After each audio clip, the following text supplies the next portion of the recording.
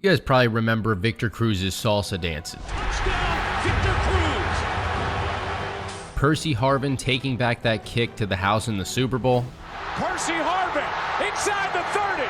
He's going to go. Touchdown, Seattle. But what you might have forgotten is just how good these wide receivers really were. Yeah, of course, the 2010s had some huge names like Julio Jones, Antonio Brown, Calvin Johnson, but these 8 guys we're going to talk about today were quietly putting up some great numbers.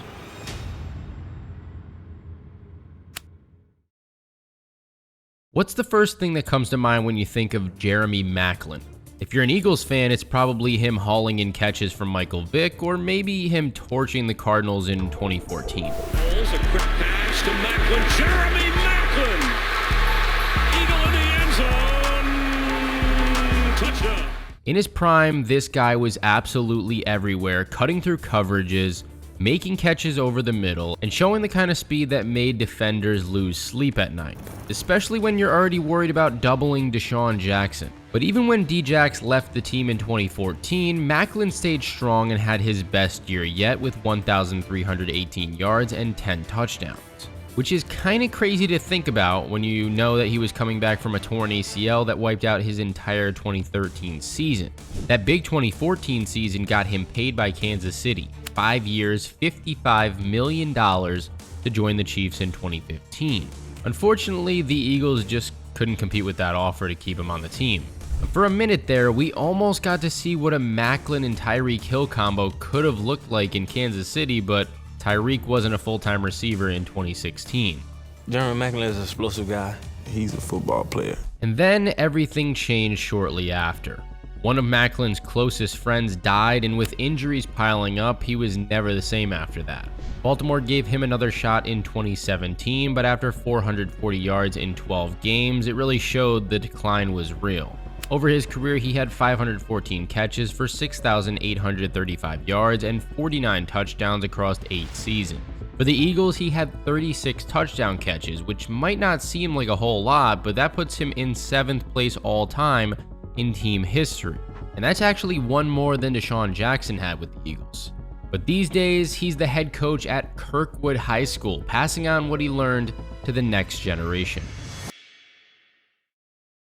Remember when Eric Decker was hauling in touchdowns during that 2011 Tim Tebow season in Denver? I mean, nothing seemed to make sense that year, but it just felt like anything could happen. Tebow looks left, throws, pass is going to be to Eric Decker. Decker's there! 15, 10, 5, touchdown Denver! Decker caught 8 touchdowns that year, becoming Tim Tebow's most reliable target when the Broncos desperately needed someone to catch the football. But Decker really got unlocked when Peyton Manning came to town. Whether it's in the film, whether it's in walkthroughs, practice, games, he's making sure we know what we're doing, because if we're not, it's going to affect us as a whole. And if we're talking about prime Decker moments, you just can't beat Week 13 of 2013 against Kansas City. To start the second quarter, and Manning going for Decker,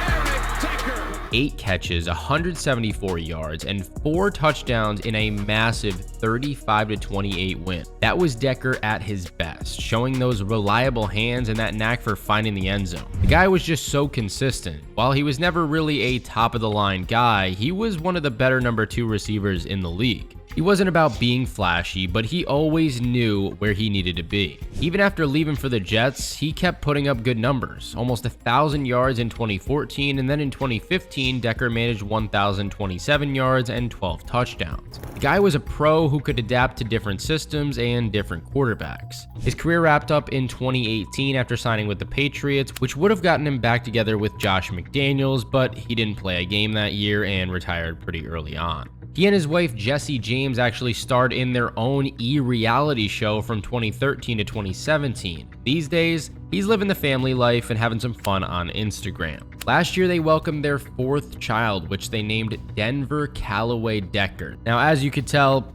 it seems like Denver has a special place in his heart. 99 yards. That's all you should need to say to any Giants fan, and they'll immediately know what you're talking about. On 3rd and 10, he fires, and the catch is made by Cruz, who breaks free. One man to beat.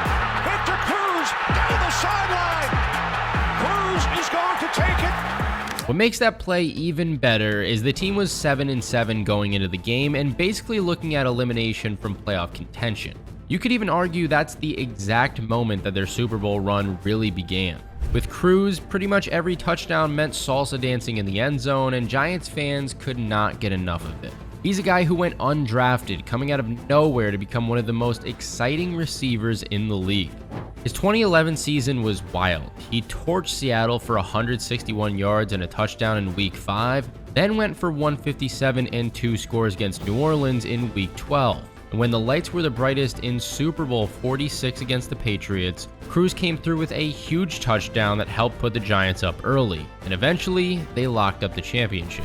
Second down and go. Play clock all the way down to 0, and the pass in the end zone is shoved and caught by Victor Cruz for a touchdown. Then 2014 happened.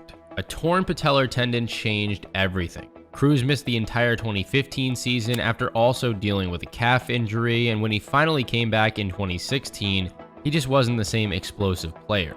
The Giants released him in 2017, Chicago picked him up but released him in September, and by 2018 he was calling it quits. These days, Cruz has totally reinvented himself in the media. He started as a football analyst for ESPN, then moved into entertainment with E! And Good Morning Football. He's even hosted MTV's The Challenge series, and most recently, he's joined TNT Sports as an analyst.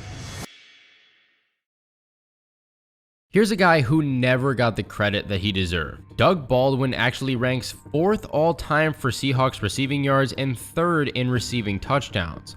The guy was pretty damn good.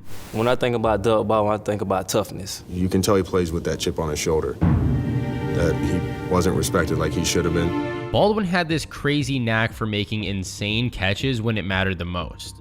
In 2015, he led the entire league with 14 receiving touchdowns. Week 12 against Pittsburgh, 6 catches for 145 yards and 3 touchdowns, and then in the playoffs, he makes this nasty one-handed catch.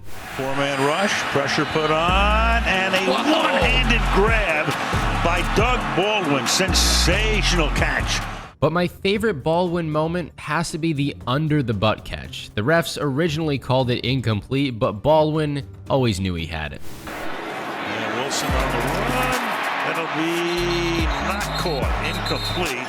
After reviewing the play, the rule on the field has been changed. It is a catch. Baldwin had a great connection with Russell Wilson. I mean, it was really one of those best quarterback-to-receiver connections in the league. And at one point, they even set the record for most touchdowns over the course of 4 straight games. Baldwin's burst off the line was almost perfect, and his route running was as crisp as anything you'll see. In my mind, if I handle what I need to handle at the line of scrimmage, I'm going to get the separation I need. Now it's all up to me to get to the spot on the field where I need to get to. On that move, your Allen Iverson crossover here, his feet are frozen. It's like AI beating Michael Jordan. Right. After retiring in 2019, Baldwin put that Stanford degree right to work. Now he's the CEO of Vault 89, which is focused on social impact.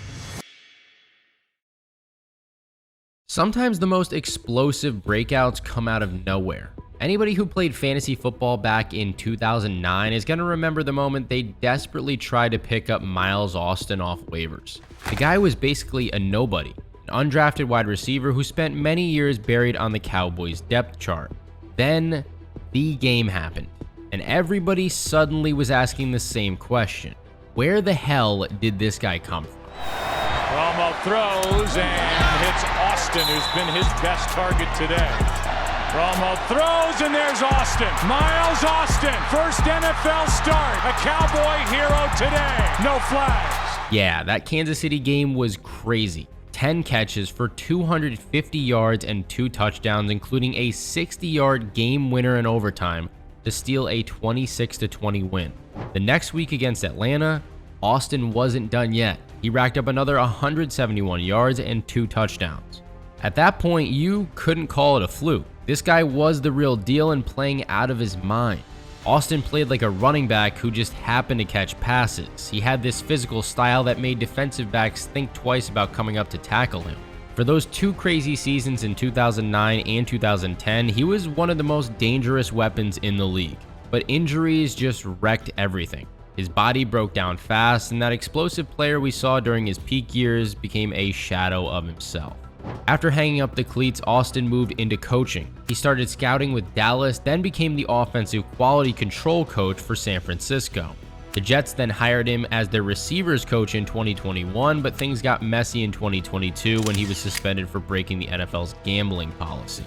From what we know, he wasn't betting on the games, it was other sports, and he's still fighting the decision. Still, it's a tough situation for a guy who's trying to build a coaching career, and the league has not reinstated him yet. But if you guys want to talk about electricity, Percy Harvin at Florida was something else entirely. He had back-to-back 1,300 plus yards from scrimmage seasons to close out his college career. Guy was a video game character come to life. When Minnesota drafted him in 2009, they paired him up with Adrian Peterson in what became one of the most explosive offensive combos that you have ever seen. Add Brett Favre calling the shots on offense and Jared Allen wrecking quarterbacks on defense, and that Vikings team was must-watch TV every single Sunday. And here is Brett Favre. Fires left, it's caught by Percy, reaches out, touchdown! Harvin's rookie season was pretty good. 925 yards from scrimmage and 2 kick return touchdowns got him Offensive Rookie of the Year honors. His speed was insane, but he could also mix that up with some pretty surprising strength at times. And he was super shifty. Game, 2 first downs, now on 3rd down, wide open, it's the rookie Harvin. First down, Minnesota at the Chicago 32. Field behind Favre, and he goes over the middle, touchdown. But the thing is, with Harvin, there always seemed to be some sort of injury and quite a lot of drama. He missed all of 2013 with a hip injury, and by the time Seattle traded for him, the migraines and locker room issues were becoming big problems. Most of his Seahawks time was a disappointment, but he did deliver one massive moment, that 87-yard kickoff return touchdown in the Super Bowl that basically ended the Broncos' hopes. After the extra point, it was 29-0, and Denver never made the comeback. Harvin retired in 2016 and then came back for a little bit, but then retired again in 2017.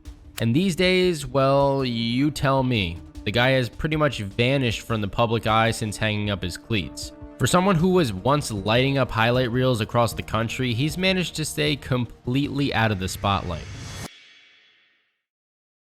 Okay, so some players are lights out right from the jump, but other careers take some time to really get going, and Santana Moss is the perfect example of that. His early NFL years were all about special teams. The dude led the league with 2 punt return touchdowns in 2002 while barely getting any offensive snaps. 0 starts in 2001, then only 3 in 2002. The Jets were basically using him as a gadget player. Then 2003 happened. Moss exploded for 1,105 yards and 10 touchdowns, proving that he could be a legit receiver. But his biggest moment came 2 years later with Washington, in a Monday Night Football game against the Cowboys where it seemed like the game was almost over.